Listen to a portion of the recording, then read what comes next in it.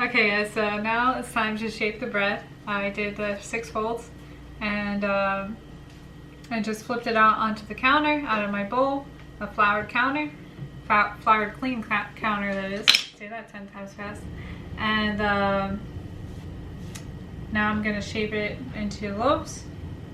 So I'm not using a rolling pin, and I also have a pastry brush just to brush off the excess flour when I'm shaping the dough.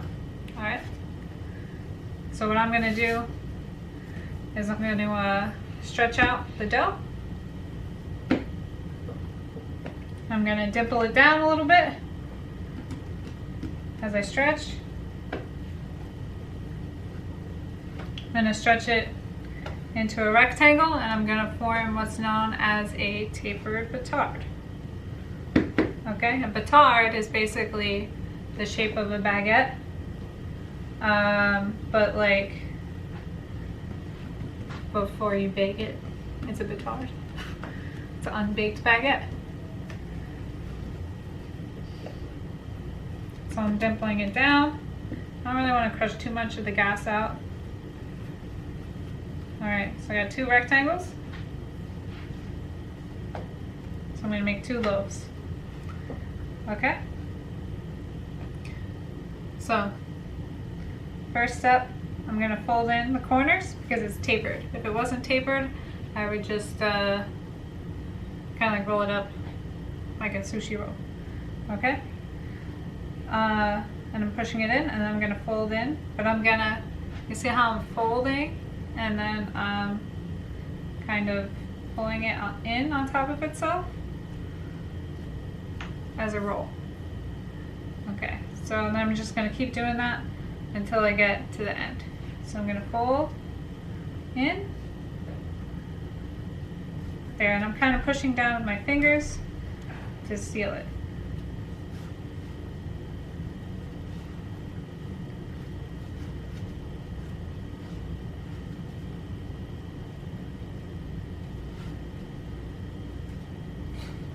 Once I get to the end, I'm going to use the heel of my hand to seal it. I'm going to roll it. Okay? So, as you can see, the ends are nice and tapered. And now I'm just going to roll it back and forth to kind of seal it and shape it. At this point, if you want a long skinny baguette, this is where you roll it out. Okay? So for my one baguette, I'm going to do that. That I'm not cooking in the Dutch oven.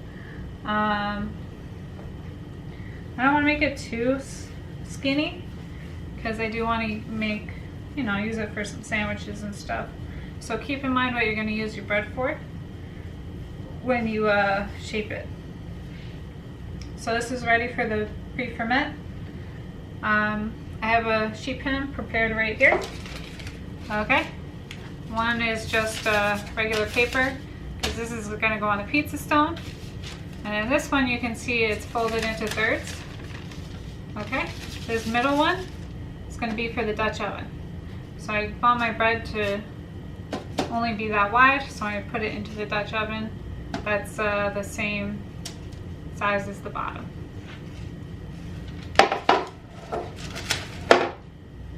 Okay, so I'm going to use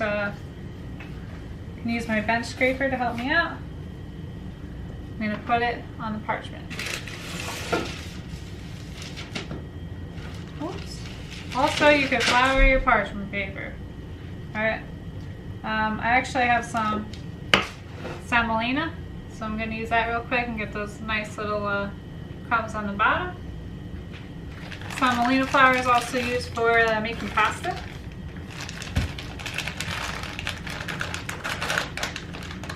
I'm just going to sprinkle it on there.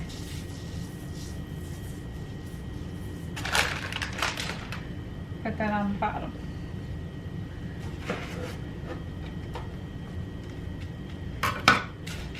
Okay, so, whoops, a little sticky there. That's good though. Okay. So if we were using a proofing basket, we would flip the bread upside down into the proofing basket, because when you flip it out, the bottom becomes the top, okay? But I don't have a proofing basket, so I'm just gonna do it like that. All right, so next one. The next one,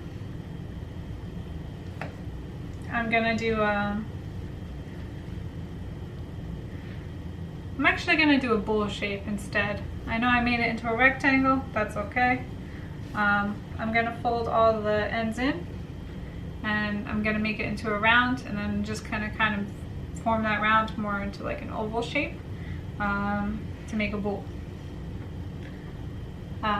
Bowl is fancy word for ball, I guess. Maybe it's French. Probably is French, actually. Okay, so I fold in one corner. I'm gonna fold in the next. Just make sure I don't have any excess flour pockets. I'm actually firmly pressing down.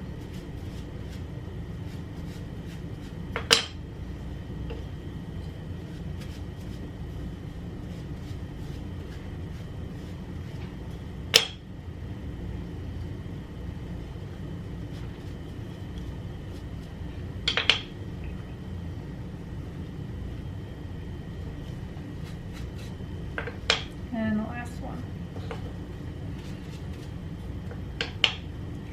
Okay, so now I'm going to flip this over, and I'm going to push the outside towards the middle, okay? And I'm going to rotate the bread as I do it. I'm just going to put a little more flour on my hands.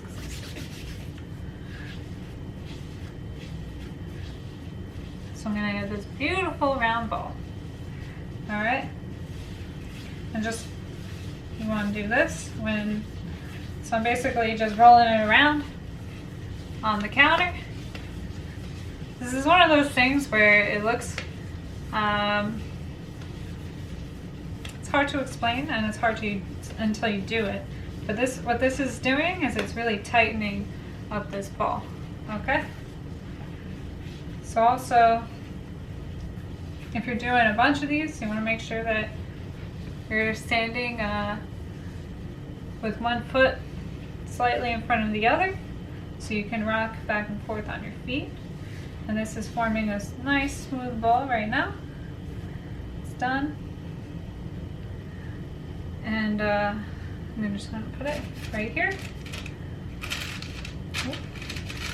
I forgot the semolina. It's sticking, so I'm not even going to touch it. I'm just going to bake it like that. Alright. Put a little bit there for when the stuff goes up. Whoops. Whoopsie daisy. Alright.